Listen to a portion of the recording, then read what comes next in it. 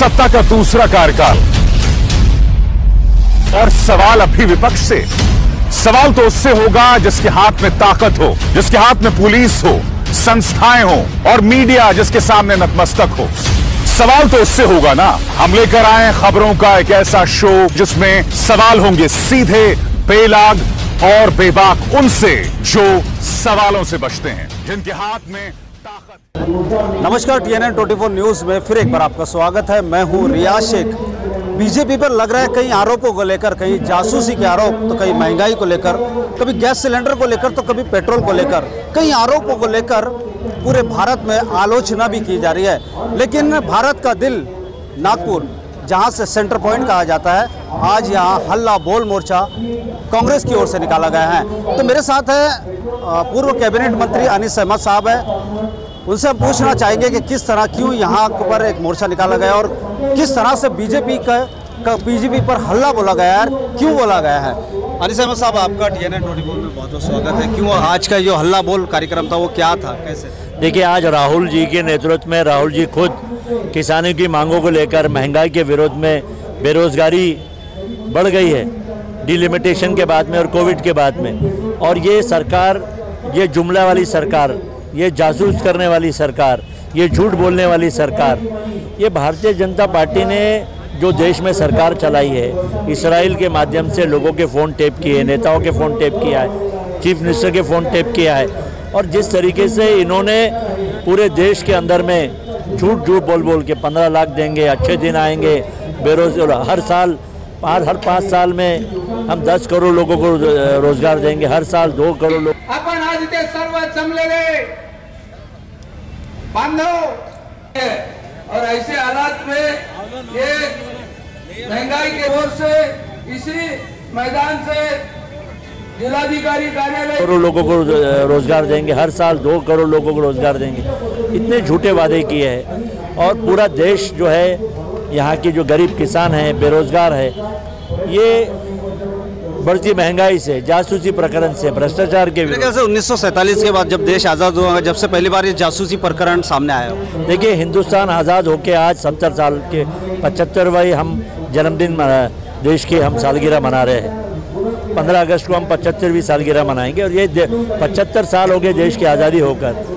पहली बार एक फॉरेन, हिंदुस्तान के खिलाफ वाला एक देश, इजराइल, वो हमारे देश की जासूसी करता है। तो क्या उसने हमारे डिफेंस की जासूसी नहीं किया होगा? क्या उसने हमारी मिलिट्री के लोगों की जासूसी नहीं किया होगा?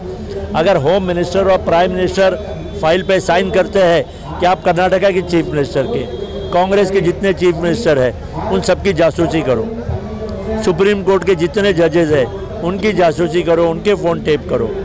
और गोगोई, जो आज राज्यसभा का MP बना हुआ है, उसने सुप्रीम कोर्ट में जज रहते हुए जो निर्णय लिया, और जो बेंचेस के अंदर में जो केसेस को मैच फिक्सिंग की, उसका जो लफड़ा था एक औरत के साथ में, उसके साथ तो टेलीफोन टेप होते हैं। और ये सारी चीज़ों का फ़ायदा भारतीय जनता पार्टी उठाती है, और ये बहुत बड़ा, पहली बार देश की आज़ादी के बाद में ऐसा हुआ है कि पूरे हर आदमी का मोबाइल टेप हो रहा है। अपने ही देश में अपने ही लोगों की जासूसी करना कहाँ तक उचित मानते हैं आप? देखिए, आपने बिल्कुल गलत बात है। ये जासूसी इस तरीके से कभी नहीं हो सकती है। राहुल गांधी की आप जासूसी कर रहे हैं, पूरे AICC के पदाधिकारियों की आप जासूसी कर रहे हैं, हमारे उद्धव ठाकरे जी की जासूसी कर रहे हैं, पवार साहब की जासूसी कर रहे हैं, महाराष्ट्र के कई नेताओं की जासूसी इन्होंने किया है। तो ऐसे लोग, और इतना ही नहीं, इन्होंने अपने खुद के मंत्रियों की भी, खुद के मुख्यमंत्रियों की भी जासूसी करने का काम किया है। ये पहली बार ऐसा हुआ है कि इस तरीके से जासूसी हुई है। तो इसके विरोध में हम लोगों ने आज हल्ला बोल का यहाँ मोर्चा निकाला है कि ये डेमोक्रेसी कंट्री है। हिंदुस्तान को महात्मा गांधी जी ने, पंडित जवाहरलाल नेहरू जी ने, बाबा साहब आम्बेडकर जी ने कॉन्स्टिट्यूशन बनाया, और उस कॉन्स्टिट्यूशन के हिसाब से यहाँ पर चुनाव होते हैं, और चुनाव के बाद में यहाँ पे सरकारें चुन के आती है। लेकिन आपने हमारी सरकारों में चुनके हुए ममता बनर्जी का टेलीफोन टेप कर रहे हैं, आप उनके कैबिनेट का टेलीफोन टेप कर रहे हैं, कश्मीर में जितने भी नेता हैं उनके टेलीफोन टेप कर रहे हैं, सुप्रीम कोर्ट के जजेस के आप मोबाइल टेप कर रहे हैं। ये कहाँ तक के अलाउ है? ये आप जो हल्ला बोल का जो आज आपने मोर्चा खोला है, क्या ये पूरे भारत देश में चिंगारी से लावा बनने वाला है? देखिए आज की चिंगारी यहाँ हिंदुस्तान का दिल नागपुर है और नागपुर का दिल ये 0 माइल है। असेंबली पीछे में मेरी असेंबली है और इस असेंबली से जो मोर्चा निकाला हुआ है, हल्ला बोल का जो मोर्चा निकाला है, यहाँ से एक ऐतिहासिक मोर्चा है। इससे एक लोगों में जागरूकता आएगी, इससे एक लोगों के अंदर में एक हल्ला बोल का एक आवाज़ उठी है बेरोज़गारी के विरोध में।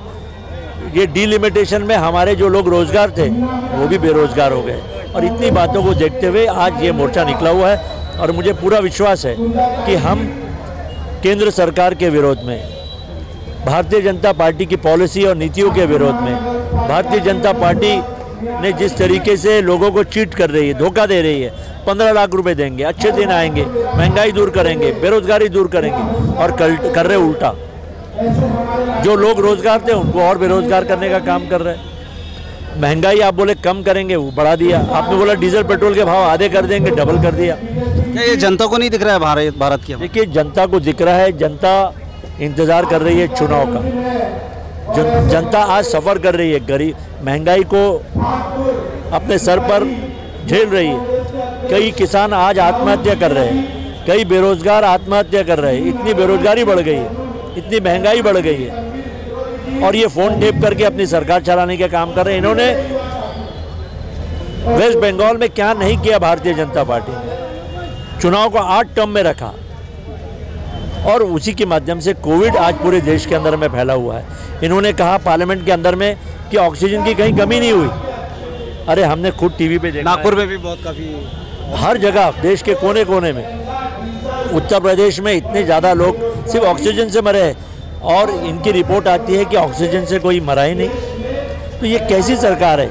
ये झूठ बोल रही है, ये जुमलेबाजी वाली सरकार है, ये जासूसी करने वाली सरकार है, ये बेरोजगारी बढ़ाने वाली सरकार है, ये महंगाई बढ़ाने वाली सरकार है। इसीलिए यूथ कांग्रेस ने आज हल्ला बोल का मोर्चा निकाला। बिल्कुल, बहुत बहुत धन्यवाद आपका अनिस अहमद जी, हमारे TNN 24 न्यूज़ चैनल से बात करने के लिए। ये जासूसी सरकार है, ये गैस के सिलेंडर और पेट्रोल के दाम बढ़ाने वाली सरकार है। कई तरह से कोसा गया है बीजेपी सरकार को। मेरे साथ थे पूर्व कैबिनेट मंत्री अनिस अहमद जी, जिनसे हम TNN 24 न्यूज़ चैनल पर सीधी तस्वीरें आपको दिखा रहे थे। तो आगे भी बने रहिए मेरे साथ और देखते रहिए TNN 24 news. Cameraman Sanjay Tiwari के साथ रियाज शेख, नागपुर।